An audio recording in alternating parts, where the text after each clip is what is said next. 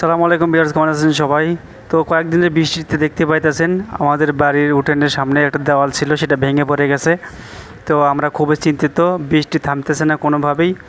আর আমাদের সামনে বাড়ির সামনে যে উঠোন দেখতে পাইতেছেন, মানে খলা যেটা বলি আমরা, পুরাই কাদা, মানে ভরপুর কাদা। ঠিক আছে, মানে আমরা যে বাথরুমে যাব, টয়লেটে যাব কিংবা গোসলখানাতে যাব, সেখানে দেখুন কি পরিমাণে কাদা রে ভাই।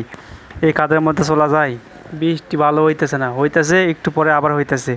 মানে দেখুন কীরকম কাদা। ঠিক আছে, মানে আমাদের গ্রামে তো আপনারা জানেন যে বাইরে খলার উঠোনে, গ্রামে বেশিরভাগই মনে করেন যে বাইরে বাথরুম টয়লেট থাকে।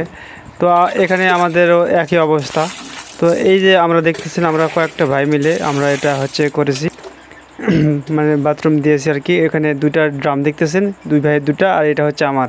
ঠিক আছে, তো বৃষ্টির দিনে সেদিনকে ঝড় আসছিলো, সব টিন সব উড়ে গেছে। আর এদিকে বৃষ্টির মধ্যে দেখুন রাস্তার কী অবস্থা।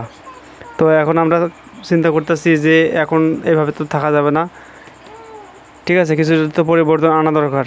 তো আমরা চিন্তা করতেছি যে এরপরে খরা হলে পুরোটা আমরা পাকা করে ফেলবো। ঠিক আছে, কারণ এভাবে করে তো থাকা যাবে না। পাকা করলে কি অনেক সুবিধা আছে, যেমন ধানের কাজ করতে সুবিধা আছে, আবার এমনিতে বৃষ্টি হলে কোনো কাদা হবে না। আর এদিকে যদি ইটা গাঁথা হয় তাহলে বাতাসে ভেঙে যাবে না। তো এরপরে একটু খরা হলে মানে বৃষ্টি থেমে গেলে কিছু একটা ব্যবস্থা নেওয়াই লাগবে। ঠিক আছে, তাছাড়া এভাবে চলাচল খুবই কষ্টকর হয়ে যাইতেছে। তো বন্ধুরা, ভিডিওটি ভালো লাগলে অবশ্যই জানাবেন আর বন্ধুদের মাঝে শেয়ার করবেন।